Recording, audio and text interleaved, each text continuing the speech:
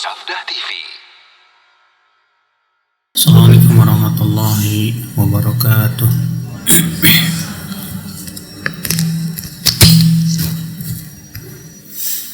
Innal hamdalillah nahmaduhu wa nasta'inuhu wa nastaghfiruh wa na'udzu billahi min shururi anfusina wa min sayyiati a'malina. Man yahdihillahu fala mudilla lahu wa man yudlil fala hadiya lahu. Asyhadu an la ilaha illallah wahdahu la syarika lah wa asyhadu anna Muhammadan abduhu wa rasuluh. Qala Allah Ta'ala fi kitabihil karim, ya ayyuhalladzina amanu taqullaha haqqa tuqatih wa la tamutunna illa wa antum muslimun. Amma ba'd. Kita lanjutkan ibu-ibu sekalian bab tulis sujud fi qiyamil lail. Mukhtasar Sahih Bukhari-nya. Dari Jundab ia berkata, istakan Nabi sallallahu alaihi wasallam falam yakum lailah aw lailatain.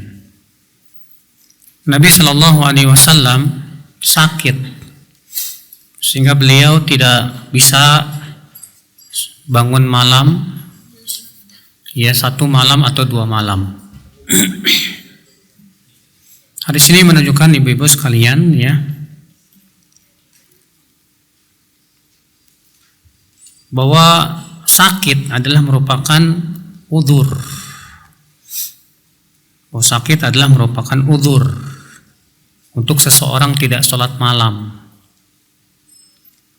Namun tentunya ibu-ibu sekalian, bagi mereka yang memiliki kebiasaan untuk sholat malam, ketika ia sakit, maka ia tetap ditulis pahalanya seperti biasa. Ini berdasarkan hadis bahwa Rasulullah SAW bersabda, "Idza maridhal 'abdu aw safara, kutiba lahu min salatihi ma kana muqiman sahihan."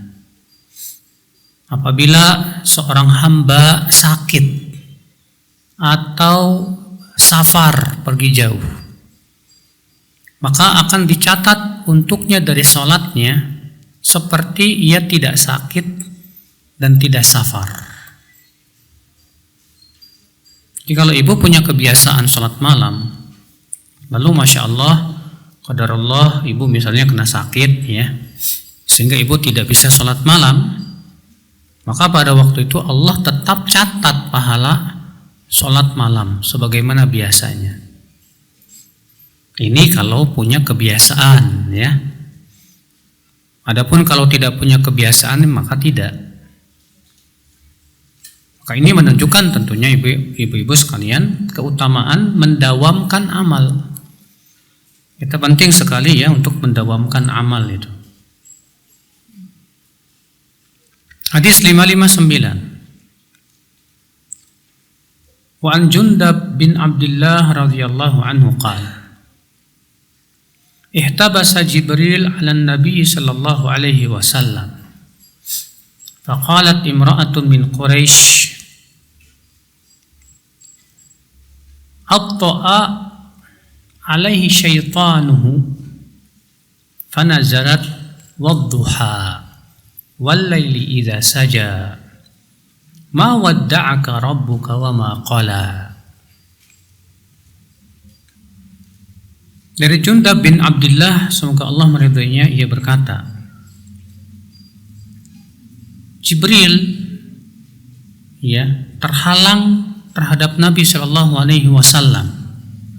Artinya Rasul, ya, karena biasanya Jibril kan selalu mendatangi Rasulullah Sallallahu Alaihi Wasallam.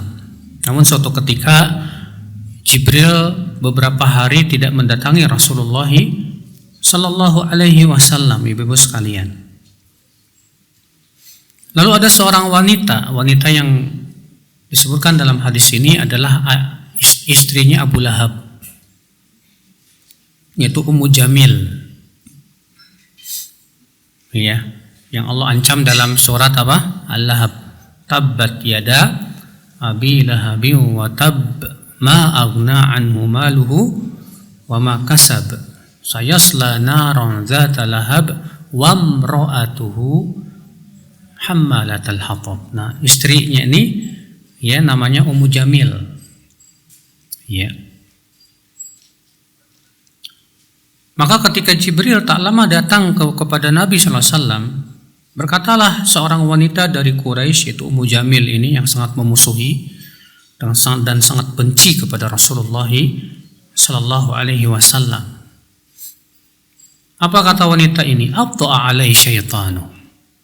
Itu setannya terlambat datang itu. Iya. Dalam satu ayat yang lain, Muhammad sudah ditinggalkan sama setannya. Iya. Dalam satu ayat yang lain, Muhammad telah ditinggalkan oleh Tuhannya. Maka Allah pun turunkan, Bu, firman yang membantah ya klaim si wanita tadi. Wadduha wal laili idza saja ma wadda'aka rabbuka wa ma qala. Demi waktu duha dan demi waktu malam apabila telah gelap gulita, Rabbmu tidak pernah meninggalkan kamu dan tidak pula membiarkan kamu. Iya. Namun dalam riwayat Abu Daud, ibu-ibu sekalian, bahwa ada wanita lain juga yang berkata kepada Rasulullah SAW, Bu, di mana ya wanita itu berkata, ma ara sahibaka fi riwayatin rabbaka, ya, illa waqad qalaka. Aku melihat temanmu yaitu Jibril, dalam satu ayat yang lain Tuhanmu sepertinya telah meninggalkan kamu. Disebutkan bahwa yang mengucapkan ini adalah Khadijah. Akan tetapi sebagian ulama mengingkari, tidak mungkin Khadijah mengucapkan ini. Ya. Tapi Ibnu Hajar mengatakan sanadnya kuat. Akan tetapi ucapan Khadijah kepada Rasulullah bukan dalam karena tidak senang, Bu, beda dengan Ummu Jamil. Tapi Khadijah mengucapkan kata-kata ini karena sedih. Ya, kok temanmu itu Jibril nggak pernah datang lagi. Ya. Sementara Ummu Jamil memang yang benci itu senang, malah gembira. Maka kemudian Allah turunkan di surat ini, wadduha wal laili idza saja.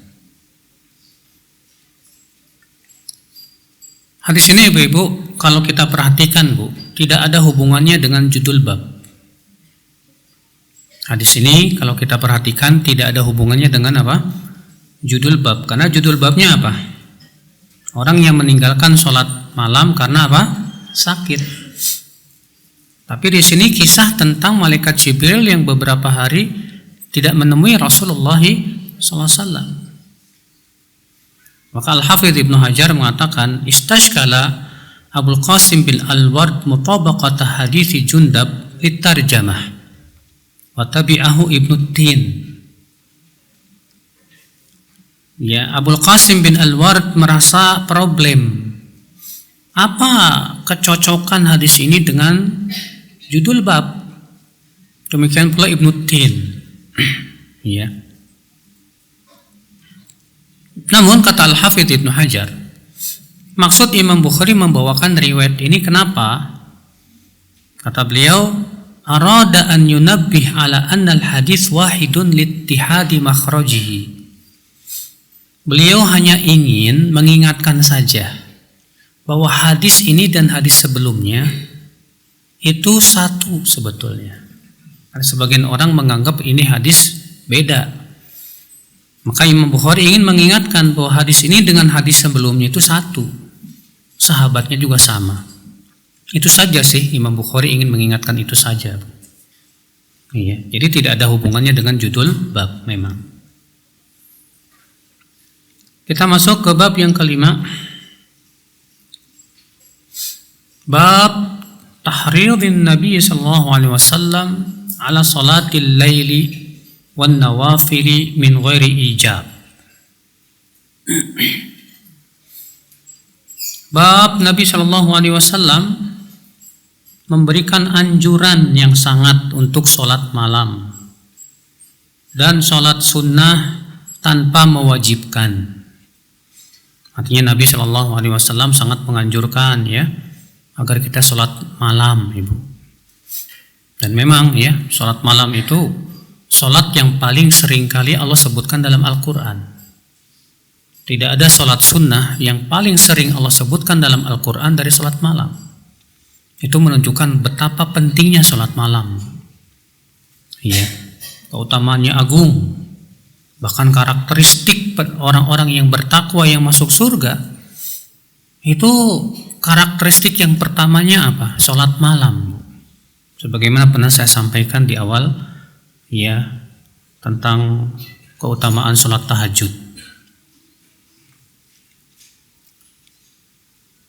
Kemudian Al-Imam Al-Bukhari membawakan riwayat, wa taraqa an-nabiy sallallahu alaihi wasallam Fatimata wa Aliyan alaihim assalam lailatan lis-shalah.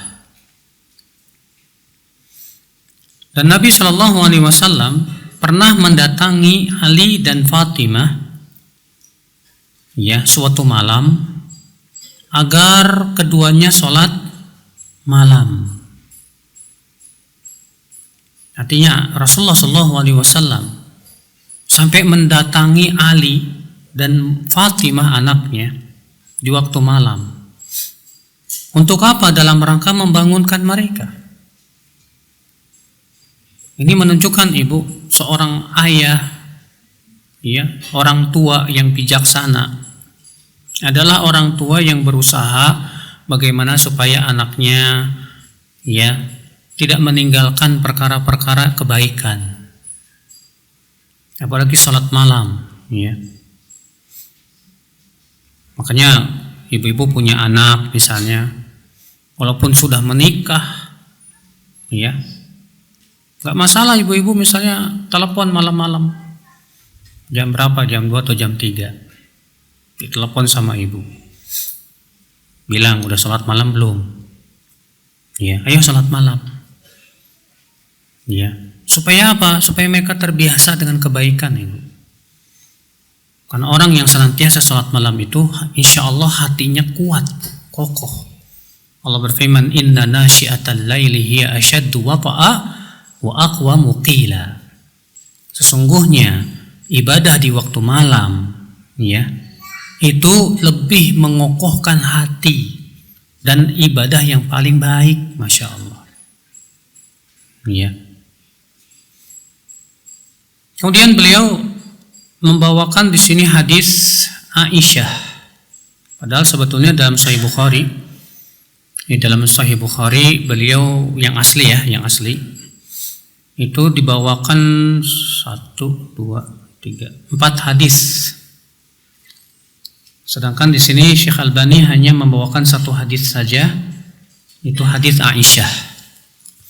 Tapi tidak apa-apa, saya akan bacakan hadis yang disebutkan Imam Bukhari dalam sahihnya, Bu. Hadis yang pertama, hadis Ummu Salamah radhiyallahu anha anna Nabiy sallallahu alaihi wasallam istayqadha lailatan faqala subhanallah madza unzilatil lailah minal fitnah wa madza unzila minal khazain man yuqidh sahibal hujurat ya rubba kasiyatin fid dunya ariyatin fil akhirah. Bahwasanya Nabi Shallallahu Alaihi Wasallam suatu malam bangun, lalu beliau berkata, Subhanallah, fitnah apa yang Allah turunkan di malam ini, dan perbendaharaan apa yang Allah turunkan di malam ini. Siapakah yang mau membangunkan pemilik-pemilik kamar itu? Berapa banyak orang yang berpakaian di dunia ternyata telanjang di akhirat. Ya, di situ Nabi Shallallahu Alaihi Wasallam, Bu, suatu malam bangun tiba-tiba. Lalu Nabi mengatakan, Subhanallah, fitnah apa yang Allah turunkan di malam ini? Perbendaharaan apa yang Allah turunkan di malam ini? Ya. Kemudian Nabi menganjurkan siapa yang mau membangunkan pemilik-pemilik kamar itu agar sholat malam. Kata Al-Hafidz Ibnu Hajar, ini menunjukkan kepada kita ya bahwa ketika di zaman fitnah, ketika muncul fitnah, maka hendaknya kita ibu-ibu banyak-banyak bertakarub kepada siapa? Allah. Terlebih sholat malam, ibu. Kita sekarang di zaman fitnah nggak, Bu? Iya, fitnah di zaman sekarang ini dahsyat banget, Bu.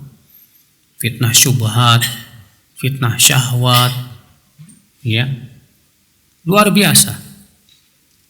Maka di zaman seperti ini, Ibu, kita penting sekali untuk banyak-banyak takarub kepada Allah. Sibukkan ibadah, jangan sibukkan main HP. Ya, sibukkan ibadah. Di waktu malam kita tahajud. Sibukkan kita dengan baca Al-Quran, hafal Quran, ya. Supaya apa? Supaya kita selamat dari fitnah. Makanya Nabi SAW ketika terkejut, subhanallah, fitnah apa yang Allah turunkan di malam ini? Perbendaharaan apa yang Allah turunkan di malam ini? Ya. Siapakah yang mau membangunkan pemilik-pemilik kamar itu untuk sholat malam? Berapa banyak orang yang berpakaian di dunia, di akhirat telanjang. Ya. Subhanallah, ibu-ibu sekalian, ya. Ini anjuran yang sangat dari Rasulullah SAW untuk sholat malam terlebih di zaman fitnah. Hadis yang kedua yaitu hadis Ali bin Abi Thalib. Anna Rasulullah SAW taraqahu wa Fatimah bintan Nabi SAW lailatan. وقال ألا تصليان فقلت يا رسول الله أنفسنا بيد الله فإذا شاء أن يبعثنا بعثنا فانصرف حين قلنا ذلك ولم يرجع إلي شيئا ثم سمعته وهو مول يضرب فخذه وهو يقول وكان الإنسان أكثر شيء جدلا. والنبي صلى الله عليه وسلم pernah mendatangi Ali dan Fatimah suatu malam. Lalu kemudian Rasulullah bersabda, tidakkah kalian berdua sholat malam? Maka kata Ali, ya aku berkata, ya Rasulullah, jiwa-jiwa kita kan di tangan Allah. Kalau Allah kehendaki Allah bangunkan kita, pasti bangun. Ya. Maksudnya Ali bin Abi Thalib maksudnya gimana, Bu? Kan Rasulullah menganjurkan, ya, tidakkah kalian berdua sholat? Lalu Ali ya mengatakan, kalau Allah takdirkan bangun malam nanti juga bangun, ya Rasulullah. Ya. Pergilah Rasulullah SAW ketika mendengar ucapan tersebut. Kemudian rupanya Ali mendengar Rasulullah SAW memukul pahanya sambil membacakan ayat, wa kanal insanu aktsaru syai'in jadala. Manusia itu paling suka berdebat. Ya. Artinya Rasulullah sudah menganjurkan kebaikan, sudah sholat malam. Malah apa? Jawabannya, kalau Allah takdirkan kita bangun, nanti juga bangun. Ya. Hadis ini menunjukkan, Ibu, bahwa orang tua, mertua mendatangi anaknya, ya, menantunya, untuk apa? Untuk menganjurkan mereka sholat malam, tapi tidak mewajibkan, karena Rasulullah SAW tidak memaksa mereka untuk sholat malam, enggak. Rasulullah SAW hanya mengatakan, tidakkah kalian sholat? Iya. Iya.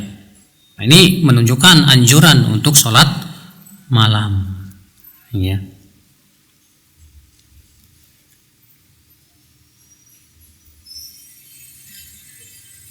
Kemudian hadis yang ketiga baru hadis Aisyah ini. Wa an Aisyah radhiyallahu anha qalat, in kana Rasulullah sallallahu alaihi wasallam la yad'u al-amal wa huwa yuhibbu an ya'mala bih khasyata an ya'mala bihi an-nas fayufradu alaihim. Wa ma ra'aitu Rasulullah sallallahu alaihi wasallam sabbaha subhata duha qat wa inni la usabbihuha. Sesungguhnya Rasulullah SAW terkadang suka meninggalkan amal. Padahal beliau suka sekali untuk mengamalkan amal tersebut. Kenapa beliau tinggalkan? Karena khawatir orang-orang mengamalkannya lalu Allah wajibkan, sehingga akhirnya menyusahkan mereka. Dan aku tidak pernah melihat Rasulullah SAW salat duha sekalipun. Maksudnya salat duha secara terus menerus. Atau memang sepengetahuan Aisyah tidak pernah melihat Rasulullah SAW salat apa? Duha. Sementara aku melakukan salat duha. Artinya Aisyah mendawamkan salat duha setiap hari. Iya. Hadis ini ibu-ibu kita ambil faidah yang pertama, syafaqatu Rasulullah SAW bi ummati. Rasulullah SAW itu sangat sayang kepada umatnya, sampai-sampai beliau itu khawatir kalau memberatkan umatnya, Bu. Terkadang kata Aisyah, Rasulullah sampai meninggalkan amal, padahal beliau suka amal tersebut. Demi apa? Supaya ini tidak diwajibkan oleh Allah. Iya. Rasulullah pernah bersabda, laula an asyqa ala ummati la amartu siwak inda kulli shalah. Afiatin inda kulli wudu.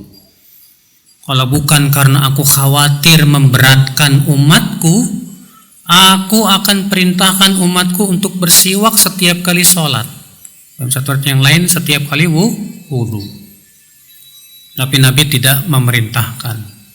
Kenapa? Karena takut memberatkan umatnya. Masya Allah. Rasulullah pernah sholat tarawih berjamaah 3 malam, ibu. Malam pertama beberapa sahabat ikut, malam kedua mulai rame, malam ketiga membludak masjid. Malam keempat Rasulullah nggak keluar. Di pagi harinya para sahabat bertanya, kenapa engkau tadi tidak keluar ya Rasulullah? Kita sudah kumpul. Kata Rasulullah bersabda, innahu la yakhfa alayya makanukum, walakin khasyitu an yufrad alaikum. Aku tahu kalian berkumpul tadi malam, tapi aku khawatir Allah wajibkan sholat malam atas kalian. Aku khawatir Allah wajibkan sholat tarawih atas kalian.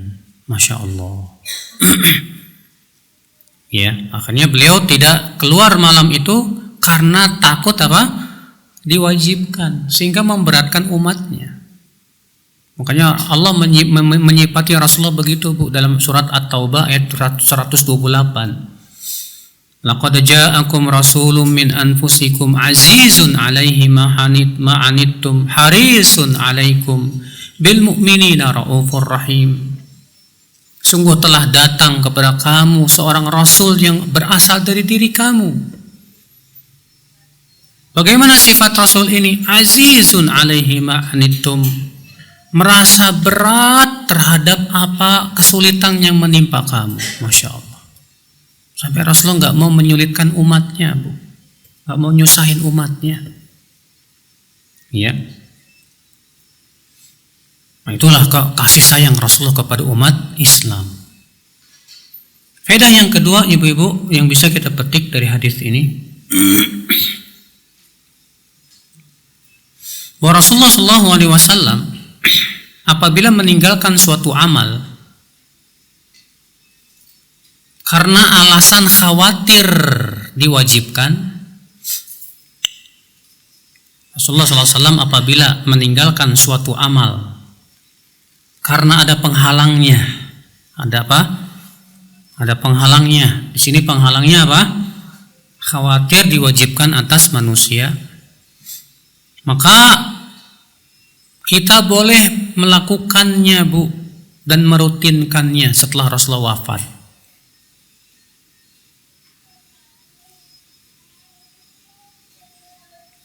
Buktinya di sini Aisyah radhiyallahu anha berkata apa? Aku belum pernah melihat Rasulullah SAW sholat duha, tapi aku melakukannya. Maksudnya Aisyah, kenapa Rasulullah SAW tidak mendawamkan sholat duha, padahal beliau suka sholat duha, senang sama sholat duha itu. Tapi Rasulullah tidak dawamkan, tidak rutinkan. Kata Aisyah karena takut atau khawatir diwajibkan atas siapa? Umatnya. Tapi kata Aisyah, aku melakukannya. Artinya Aisyah mendawamkannya. Ya. Demikian pula ketika Rasulullah SAW meninggalkan sholat tarawih, Bu, di malam yang keempat. Beliau hanya sholat tarawih berjamaah 3 malam saja. Di zaman Umar, sholat tarawih berjamaah kembali dihidupkan tidak, Bu? Dihidupkan. Setiap malam enggak? Setiap malam. Iya. Apakah ada para sahabat yang mengingkarinya? Tidak ada. Sehingga menjadi ijma para sahabat. Kenapa Umar menghidupkannya kembali, Bu? Karena Umar paham bahwa dahulu Rasulullah meninggalkan itu karena ada penghalangnya. Apa penghalangnya? Yaitu khawatir apa? Diwajibkan. Makanya ibu-ibu, ini faidah yang sangat penting banget loh, Bu. Dan bahkan bisa saya katakan kaidah. Bukan hanya faidah, tapi kaidah. Apa itu kaidahnya? Bahwa suatu amal apabila Rasulullah tidak lakukan karena ada penghalangnya. Suatu amal apabila Rasulullah tidak lakukan karena ada apa? Penghalangnya, atau belum ada pendorongnya, belum ada sebabnya di zaman Rasulullah SAW, maka kita mengamalkan amalan tersebut sepeninggal Rasulullah SAW boleh. Ya, tidak termasuk bid'ah, tidak sama sekali. Tadi contohnya Rasulullah SAW tinggalkan sholat malam, sholat taraweh karena takut diwajibkan. Lalu para sahabat di zaman Umar melakukannya setiap malam. Di sini Aisyah memberikan contoh yang lain. Rasulullah tidak sholat duha, padahal beliau suka sekali. Kenapa beliau tinggalkan? Karena takut diwajibkan atas umatnya. Maka apa praktek Aisyah? Maka Aisyah pun mendawamkannya setelah Rasulullah SAW wafat. Ya. Atau Rasulullah SAW tidak lakukan karena belum ada sebabnya, belum ada pendorongnya. Contohnya apa? Contohnya di zaman Rasulullah SAW, ya, belum dibuat namanya ilmu nahu, ilmu sorof, ilmu hadis. Kenapa di zaman Rasulullah belum ada ilmu hadis, Bu? Karena belum dibutuhkan, belum ada pendorongnya, belum ada sebabnya. Kenapa di zaman Rasulullah belum ada ilmu nahu dan ilmu sorof? Belum dibutuhkan, belum ada sebabnya. Para sahabat semuanya ahli bahasa. Ya. Lalu di zaman Ali bin Abi Thalib muncullah orang-orang yang tidak paham bahasa Arab. Akhirnya mereka bersalahan membaca Al-Quran dan salah dalam membaca hadis. Maka ahli melihat ini bahaya. Ini bisa merusak Al-Quran dan hadis. Maka kemudian Ali pun memerintahkan Abul Aswad Ad-Du'ali untuk meletakkan tata bahasa Arab, supaya orang tidak bersalahan. Dalam rangka apa? Dalam rangka melindungi Al-Quran dan hadis. Pahami ini, Bu? Ya. Adapun kalau Rasulullah SAW tinggalkan sengaja, padahal penghalangnya tidak ada, dan pendorongnya pun sudah ada di zaman Rasulullah SAW, tapi Nabi tetap sengaja tinggalkan, itu artinya memang amalan tidak disyariatkan. Itu memang amalan yang tidak apa? Disyariatkan, Ibu. Contoh misalnya Nabi SAW sholat Idul Adha dan Idul Fitr tanpa adzan dan tanpa apa? Qamat. Padahal pendorongnya ada untuk mengumpulkan orang. Penghalangnya nggak ada. Rasulullah mampu saja menyuruh Bilal untuk apa? Untuk adzan. Apalagi kan yang namanya hari raya cuma setahun sekali. Iya. Tapi Nabi tidak lakukan. Berarti itu menunjukkan memang itu tidak disyariatkan. Iya. Nah, sekarang contoh ya, merayakan kelahiran Nabi SAW. Awas hati-hati Bu, disebut Wahabi. Merayakan kelahiran Nabi SAW. Ada gak penghalang Rasulullah untuk merayakannya? Tidak ada. Mudah Rasulullah untuk merayakan. Rasul bisa saja suruh para sahabat, ayo rayakan kelahiranku. Pendorongnya ada tidak Bu? Ada, mencintai Rasulullah SAW. Para sahabat sangat mencintai Rasulullah tidak? Sangat. Tapi adakah para sahabat yang merayakannya? Tidak ada. Abu Bakar, Umar, Utsman, Ali, demikian pula 10 sahabat yang dijamin masuk surga, nggak ada yang merayakan. Para sahabat satu pun tidak ada yang merayakan. Padahal mereka generasi yang paling mencintai Rasulullah SAW. Iya. Para tabi'in tidak ada yang merayakan. Para tabi'ut tabi'in juga tidak ada yang merayakan. Bahkan imam madhab yang 4 pun tidak ada yang merayakannya. Apakah mereka tidak mencintai Rasul? Tidak mungkin, mereka sangat cinta. Kenapa mereka tidak merayakan? Itu menunjukkan memang itu tidak disyariatkan. Iya. Oh, berarti kamu nggak gembira dong dengan kelahiran Rasulullah? Saya gembira, tapi gembiranya saya setiap hari nggak kayak kamu setahun sekali. Saya gembira tiap hari dengan mempelajari sunnah, mengamalkan perintah Nabi, menjauhi larangan. Itu kegembiraan saya dong dengan kelahiran Rasulullah SAW. Kamu gembiranya cuma setahun sekali, ya? Udah merayakan, udah yang nggak sholat, yang maksiat tetap maksiat. Apa itu yang namanya gembira dengan kelahiran Rasulullah? Apa seperti itu cinta kepada Rasulullah Sallallahu Alaihi Wasallam, ibu-ibu sekalian? Nah ini ibu-ibu sekalian, ini kaidah yang harus dipahami.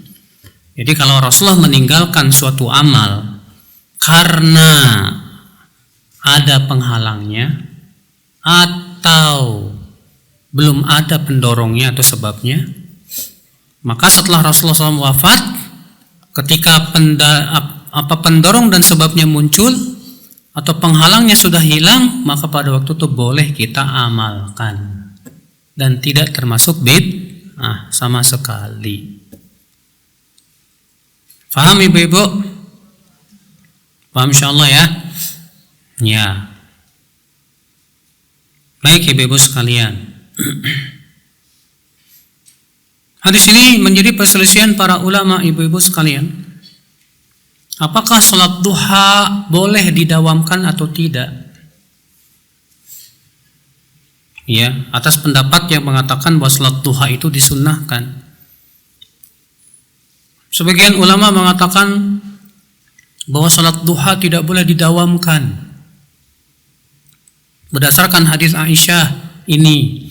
Demikian pula hadis bahwasanya Nabi Shallallahu Alaihi Wasallam apabila salat duha seakan-akan beliau tidak akan meninggalkan, dan kalau beliau tidak salat duha seakan-akan beliau tidak melakukan. Tapi hadis itu lemah, ya, tidak bisa dijadikan hujah. Pendapat yang rajih, yang paling kuat wallahu alam, bahwa salat duha boleh didawamkan. Boleh apa? Dan ini yang dipahami oleh Aisyah dalam hadis ini. Di mana Aisyah memahami Rasulullah SAW meninggalkan salat duha itu karena takut apa? Takut diwajibkan. Ya. Dari mana Aisyah beristimbat bahwa Rasulullah tinggalkan karena takut mau diwajibkan? Ya. Karena Rasulullah SAW ternyata memberikan keutamaan besar bagi mereka yang sholat duha. Seperti Nabi bersabda, "Salatul awwabin hina tarmidul fisal." Salatnya orang-orang yang selalu kembali kepada Allah adalah ketika anak unta sudah mulai kepanasan.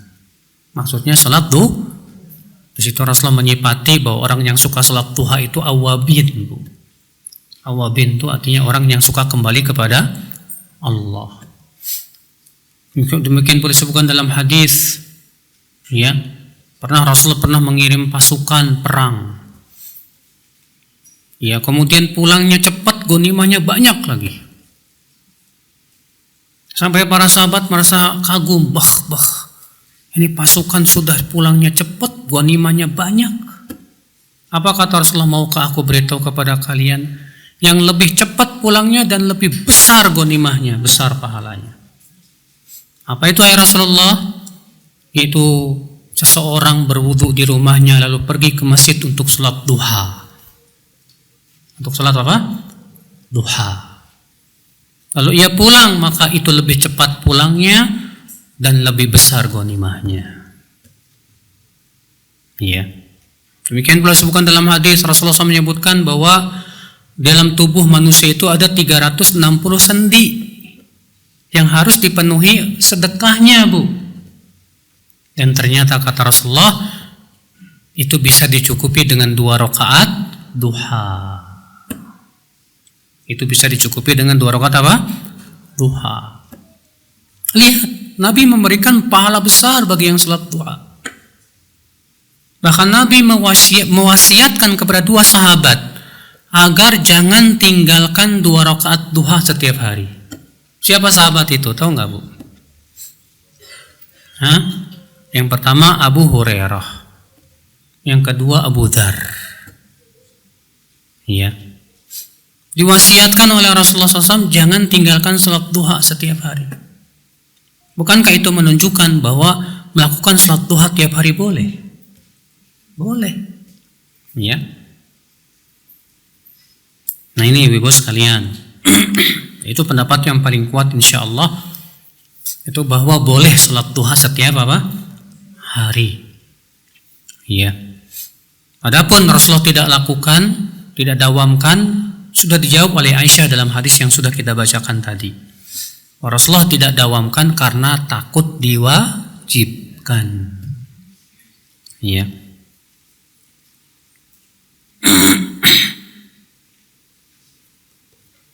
Hadis yang keempat dalam bab ini, Bu, yang tidak disebutkan dalam kitab kita ini, tapi dalam Sahih Bukhari yang aslinya ada.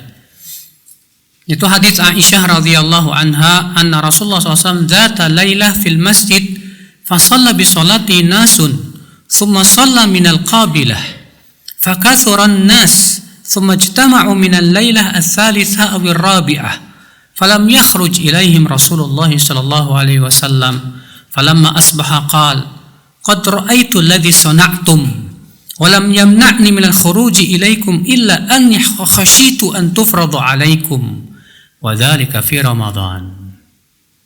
Aisyah radhiyallahu anha berkata, bahwasanya Rasulullah SAW suatu malam di masjid sholat berjamaah dengan beberapa sahabat. Kemudian di hari kedua orang-orang mulai banyak berdatangan. Kemudian di hari yang ketiga mereka sudah kumpul. Ya. Kemudian di hari yang keempatnya Rasulullah tidak mau keluar. Ketika pagi harinya Rasulullah bersabda, aku sudah tahu apa yang kalian lakukan tadi malam. Tapi aku sengaja tidak keluar karena aku khawatir diwajibkan atas kalian. Dan itu kejadiannya di bulan Ramadan. Ya. Jadi Rasulullah SAW tidak sholat tarawih berjamaah tiap malam gara-gara apa, Bu? Takut diwajibin. Ya. Nah ini ibu-ibu sekalian. Makanya jangan samakan ya, Bu, ya. Zaman Rasulullah dengan zaman setelah Rasulullah itu nggak boleh disamain, Bu. Ya. Karena sebagian orang, maaf, ada orang yang berhujah bolehnya berbuat bid'ah dengan perbuatan sebagian sahabat.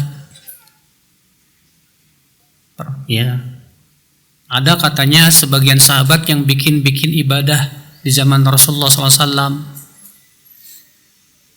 sehingga mereka mengatakan apa? Itu menunjukkan boleh dong kita bikin ibadah baru. Contohnya ya, Rasul bertanya kepada Bilal, "Hai Bilal, bima sabaktani ilal jannah?" Dengan amalan apa kamu dahului aku ke surga, hai Bilal? Ternyata Bilal menyebutkan, beliau setiap kali hadas berwudu lalu sholat 2 rakaat. Demikian pula tentang orang yang menjadi imam, setiap rakaatnya selalu baca Al-Ikhlas, lalu dilaporkan kepada Rasulullah SAW. Lalu mereka berdalil dengan perbuatan-perbuatan sahabat itu. Berarti para sahabat kan bikin ibadah. Kita katakan, maaf mas, itu di zaman siapa? Di zaman Rasulullah. Kalau Rasulullah SAW membenarkan berdasarkan apa? Berdasarkan wahyu kan? Iya. Sekarang kalau Rasul sudah meninggal dunia, siapa yang mendapatkan wahyu? Siapa yang mendapatkan wahyu? Adanya si wahyu. Ya. Jangan samakan zaman Rasulullah itu zaman pensyariatan. Wahyu turun. Dengan Rasulullah sudah wafat, wahyu sudah terputus, agama sudah sempurna, sehingga tidak perlu lagi kita membuat-buat yang baru. Cukupkan dengan yang ada. Abdullah bin Mas'ud berkata apa? Ittabi'u wala tabtadi'u faqad kufitum. Kalian tuh tugasnya ikuti aja, jangan membuat-buat yang baru, karena kalian sudah dicukupi, kata Abdullah bin Mas'ud radhiyallahu anhu. Ngapain sih capek-capek kita ya bikin ibadah sendiri? Mendingan yang jelas-jelas ada sunnahnya aja sering ditinggalin. Ya. Nah, ini Ibu sekalian. Kita masuk ke bab yang ke-6. Bab qiyamin Nabi sallallahu alaihi wasallam hatta tarima qadamah. Bab Nabi sallallahu alaihi wasallam salat malam sampai kakinya bengkak. Subhanallah.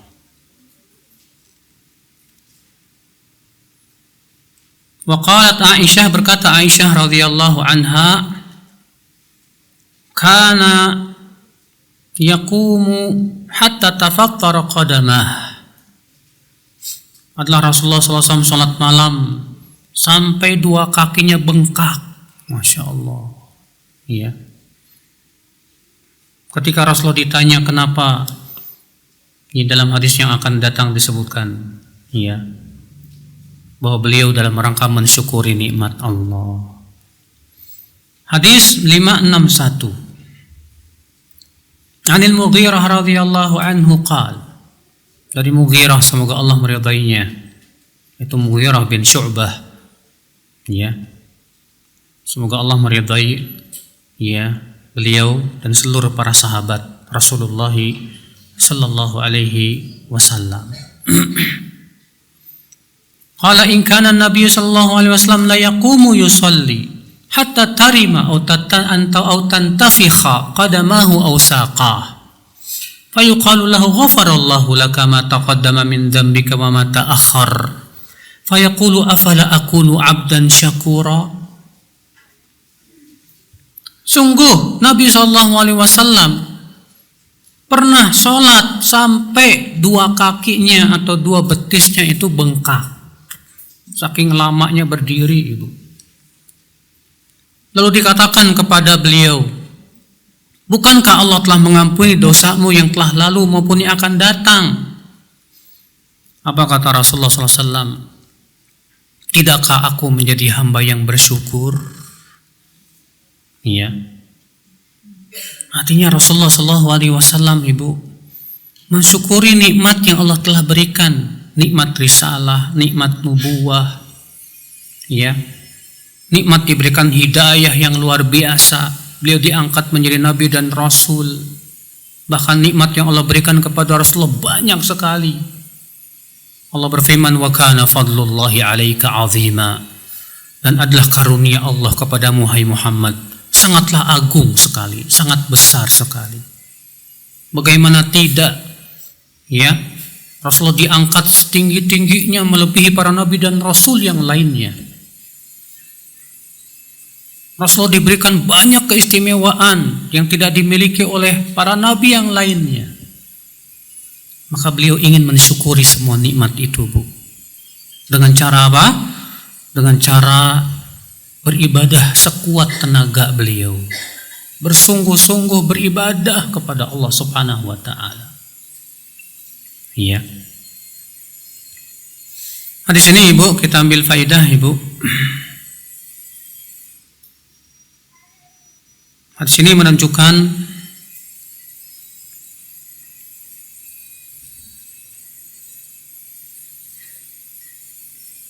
kata Ibnu Battal, fi hadzal hadits akhdhul insan ala nafsi bisyiddah fil ibadah.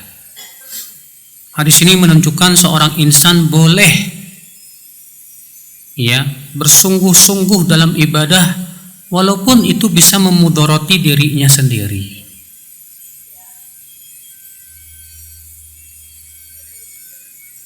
Namun kata Al-Hafidz Ibnu Hajar, wa mahallu dzalika ma idza lam yufdi ilal malal. Tapi syaratnya kalau kita lakukan itu tidak menyebabkan menjadi futur dan bosan. Ibu misalnya, saya mau kayak Rasulullah, makanya ibu sholat semalam suntuk, baca Al-Quran 30 juz. Besoknya kapok, bosan, gak mau lagi. Maka kalau yang seperti ini jangan, ya, yang seperti ini tidak boleh.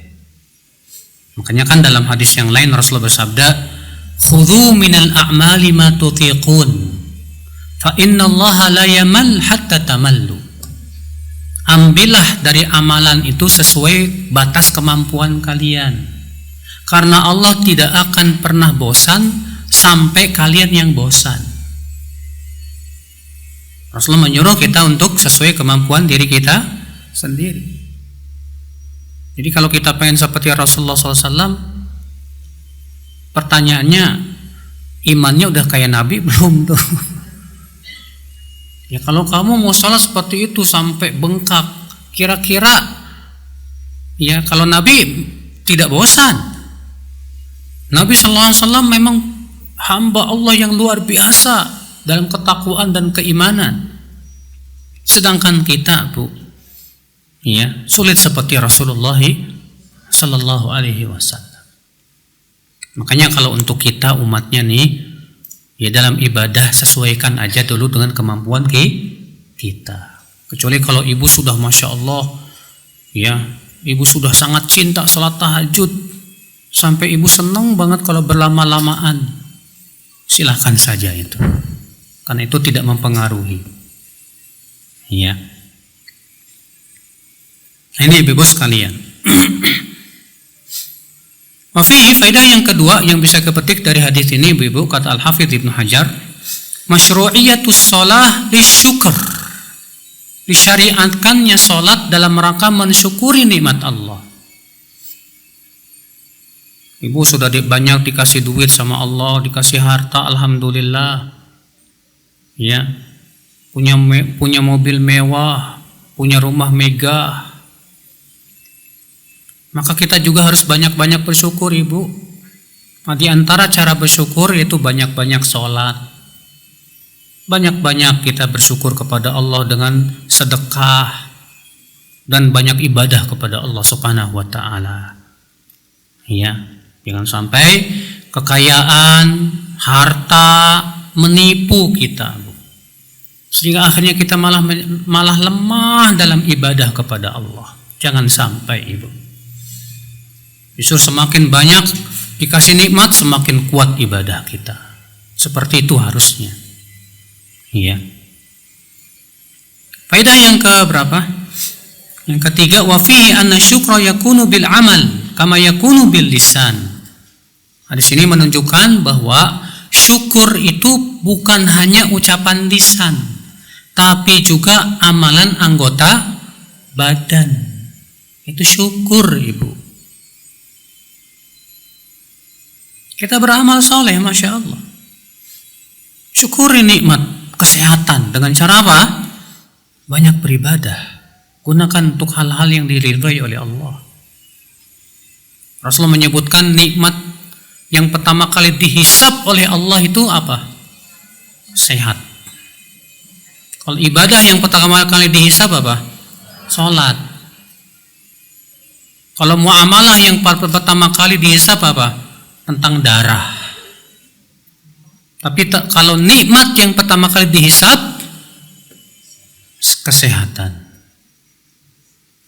Allah akan berfirman nanti pada hari kiamat, ya abdi, alam usihha jasadak, bukankah aku telah mensehatkan badanmu? Untuk apa kesehatan badanmu itu? Maka kalau ibu diberikan kesehatan, alhamdulillah Bu, ternyata ibu gak gunakan kaki ibu untuk jalan ke majelis taklim, alhamdulillah. Ya, berapa banyak orang-orang pemuda-pemuda badannya sehat-sehat, tapi pergi ke masjid, ya Allah, susahnya minta ampun. Mau sujud saja, mau sholat, beratnya minta ampun. Na'udzubillah, nasallallahu salamata wal afiyah. Ya, ini ibu sekalian. Jadi jadilah kita hamba Allah yang pandai bersyukur, yang pandai berterima kasih kepada Allah Subhanahu wa ta'ala. Ya. Baik Ibu sekalian, kita lanjutkan.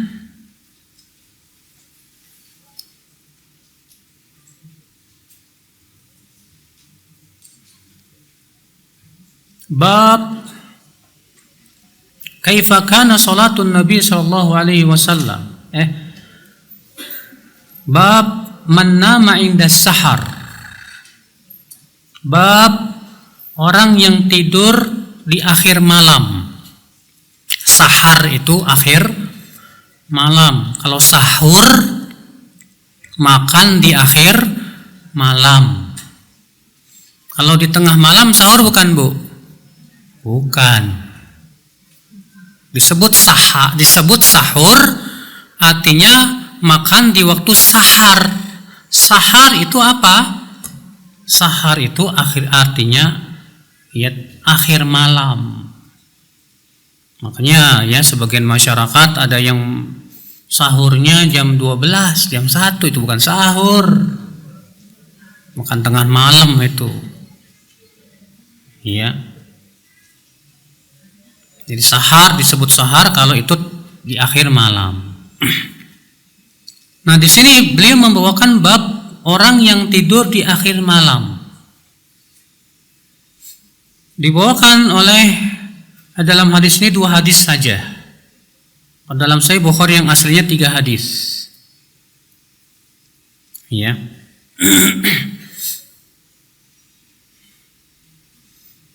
Di kitab yang sedang kita pelajari ini dari Masruq, hadis 562. An Masruq. Masruq itu seorang tabi'in Bu, namanya Masruq bin Al-Ajda. Ya, seorang tabi'in dan bahkan ulamanya tabi'in. Dan beliau berguru kepada Aisyah radhiyallahu anha. Sa'altu Aisyah radhiyallahu anha ayyul amali kana ahabba ila Nabi sallallahu alaihi wasallam, qalat ad-daim fi tariqin kana ahabbul amali ila Rasulullah sallallahu alaihi wasallam alladhi yadumu alaihi sahibuh. Qultu mata kana yaqum? Qultu kana yaqumu idza sami'a as-sarikh, wa fi riwayatin idza sami'a as-sarikh qama fa shalla. Dari Masruq, ia berkata, aku bertanya kepada Aisyah, semoga Allah meridainya, amal apa yang paling disukai oleh Rasulullah SAW, oleh Nabi SAW? Maka Aisyah menjawab, yaitu yang rutin. Dalam riwayat yang lain, adalah amal yang paling disukai oleh Rasulullah SAW, itu yang dirutinkan oleh pelakunya. Lalu aku bertanya lagi, kapan Rasulullah bangun malam? Aisyah berkata, beliau bangun ketika mendengar kokokan ayam jago. Ayam jago biasanya berkokok jam berapa, Bu? Jam 3 biasanya ya. Sekitar itu ya. Seringnya kalau ayam jago di rumah tetangga saya biasanya jam 3, Bu. Nggak tahu ayam jago di sini.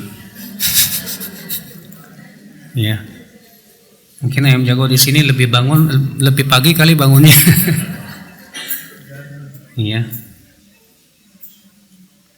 Ya, Bu, kita lanjutkan.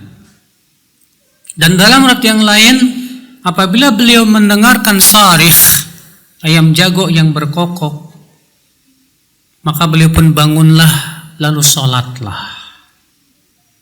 Hadis 563 an Aisyah radhiyallahu anha qalat, ma alfahu sahar indi illa naiman. Tidaklah masuk waktu sahar. Apa sahar tuh, Bu? Akhir malam. Di sisiku kecuali Nabi SAW biasanya tidur di waktu itu. Artinya kebiasaan Nabi itu bangun ketika mendengar suara ayam berkokok pertama kali. Lalu sholatlah. Lalu di akhir malam beliau istirahat tidur. Demikian disebutkan dalam riwayat Abu Daud. Rasulullah SAW bangun di awal malam. Rasulullah tidur di awal malam. Lalu bangun di sepertiga malam. Lalu tidur lagi di 1/6 malam. Ya. Lalu tidur lagi di 1/6 malam. Ya. Namun ada hadis yang tidak disebutkan di sini, Bu, tapi ada dalam Sahih Bukhari. Itu hadis Abdullah bin Amr bin Al-As. Ia mengabarkan anna Rasulullah SAW qala lahu ahabbu salati ila Allah salatu Dawud wa ahabbu siyam ila Allah siyamu Dawud. Kana yanamu nisfal lail wa yaqumu thuluthah wa yanamu sudusah wa yasumu yauman wa yuftiru yauman. Adalah Rasulullah SAW bersabda kepada Amr bin Al-As, solat yang malam yang paling dicintai oleh Allah adalah solat Daud, dan puasa yang paling dicintai oleh Allah adalah puasa Daud. Rasul adalah Daud, Nabi Daud ya, tidur setengah malam. Artinya dimulai dari awal malam. Bangun 1/3 malam terakhir dan tidur 1/6 malam terakhir. Dan adalah beliau berpuasa sehari dan berbuka sehari. Jadi Nabi Daud itu kebiasaannya di awal malam tidur, Bu, sampai 1/3 malam terakhir bangun. Kemudian 1/6 malamnya tidur lagi istirahat. Ya, sampai sholat subuh berkumandang baru bangun. Iya. Dan ternyata Rasulullah mengatakan itu tata cara sholat yang paling dicintai oleh Allah. Ya. Ibu-ibu kalau habis sholat isya ngapain? Tidur apa begadang? Bu, kalau kita mau ngikutin Nabi SAW, sunnah Nabi itu kalau habis sholat isya itu tidur. Kalau ibu makan ya, Bu ya? Kalau Rasulullah makan biasanya sebelum isya, Bu. Bahkan dalam satu riwayat sebelum maghrib. Dan ternyata secara kesehatan itu memang cara makan, waktu makan yang paling sehat. Kalau ibu makan habis sholat isya, nggak lama kemudian bobo, dijamin, Bu, diabetesnya tinggi, gulanya tinggi, perutnya buncit. Benar. Ya, penyakit numpuk sangat tidak baik.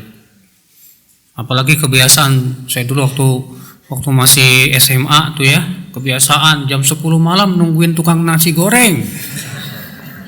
Tok tok tok, wah beli nasi goreng, kenyang tidur, bas. Ini bahaya banget buat kesehatan, Bu. Ini sangat bahaya buat kesehatan. Tidak baik, tidak bagus. Makanya kalau kita ngikutin sunnah sebetulnya sehat. Kalau ngikutin sunnah apa? Sehat. Rasulullah SAW itu biasanya paling lambat makan malam itu sebelum Isya. Pernah sih, ya beliau makan malam setelah Isya. Ya karena waktu itu setelah maghrib beliau ngobrol sama Abu Bakar tentang suatu perkara yang penting sekali. Baru selesai ngobrol setelah Isya, baru beliau setelah Isya makan. Pernah itu sekali-kalinya. Tapi biasanya sih beliau yang makan malamnya itu sebelum Isya paling lambat. Kalau ibu jam berapa? Ya Bu. Iya. Nah ini ibu-ibu sekalian. Jadi gimana nih caranya supaya setelah sholat Isya kita langsung bobo? Kalau ibu setelah sholat, sekarang Isya jam berapa Bu? Jam 7. Jam 7 udah sholat Isya nih, selesai ibu jam berapa sih? 7:30. Udah bobo deh 7:30 tuh. Pagi amat Ustaz. Iya. Saya kan cuma mau nganjurin seperti tidurnya Rasulullah, tidurnya Nabi Daud. Itu cara yang paling disukai oleh Allah. Kalau ibu bilang nanti aja jam 9, silahkan. Cuma masalahnya itu 7:30 sampai jam 9 ngapain? Nonton ini Ustadz Meriam Mercedes. Kok nontonnya kayak gituan? Iya. Yang satu lagi apa ngapain? Melayanin suami, ya itu bagus. Yang satu ngapain? Baca buku Ustadz, belajar ilmu, wah itu bagus. Enggak masalah. Yang musibah itu kalau begadangnya untuk hal yang tidak ada manfaatnya. Makanya sebutkan dalam hadis Rasulullah SAW itu enggak suka tidur sebelum Isya dan enggak suka begadang setelah sholat Isya. Ngobrol setelah sholat Isya Rasulullah enggak suka, makruh kata para ulama hukumnya. Kecuali dalam kebaikan. Iya. Ini ibu-ibu sekalian. Biasakan Bu kita hidup dengan sesuai sunnah Bu, sehat insyaallah Bu. Iya. Nah demikian ibu-ibu sekalian. Baik ibu-ibu, dari hadis ini kita ambil faidah Bu. Faidah yang pertama,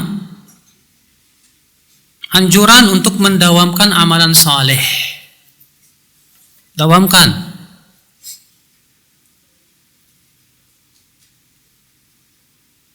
Rasulullah SAW itu kalau sudah mengamalkan suatu amalan biasanya beliau dawamkan tuh Bu. Maka coba kita dawamkan. Harus ada Bu amalan yang kita dawamkan selain sholat fardu, selain yang wajib-wajib, ya.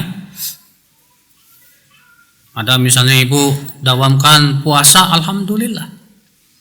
Ibu dawamkan sholat malam, masya Allah. Ibu dawamkan sholat duha, bagus. Ya, yang penting walaupun sedikit tapi sifatnya apa? Rutin, nggak masalah itu. Ibu dawamkan baca Quran tiap hari 2 lembar, alhamdulillah. Apalagi kalau 1 juz, lebih mantap.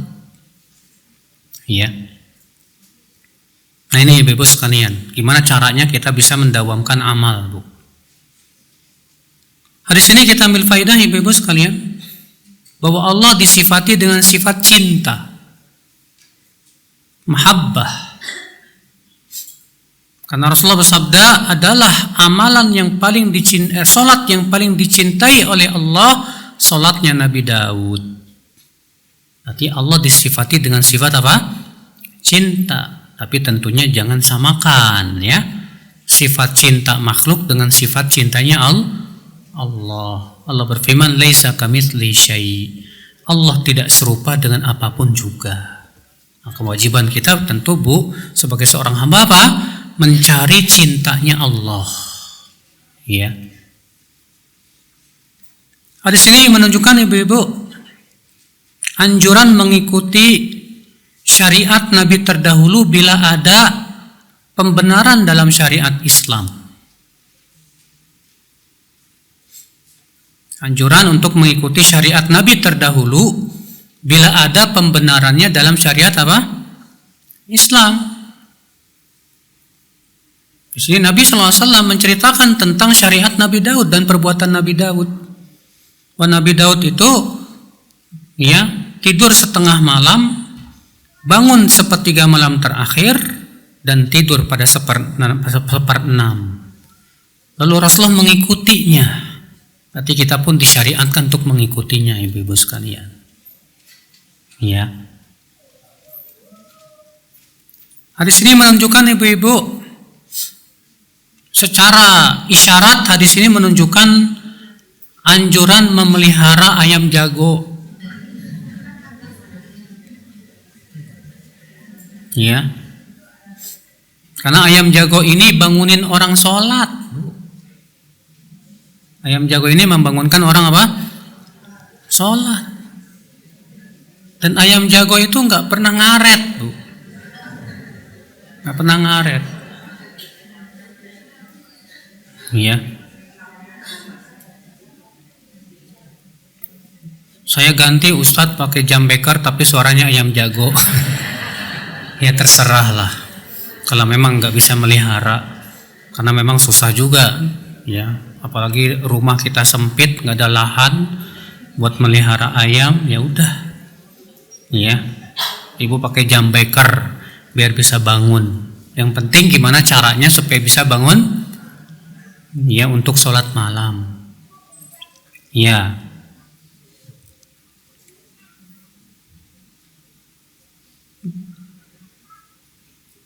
Baik, saya kira cukup sampai di sini, Ibu. Baik, Ibu, kita tutup. Subhanakallah bihamdik, asyhadu an la ilaha illa anta, astaghfiruka wa atubu ilaik. Wassalamualaikum warahmatullahi wabarakatuh.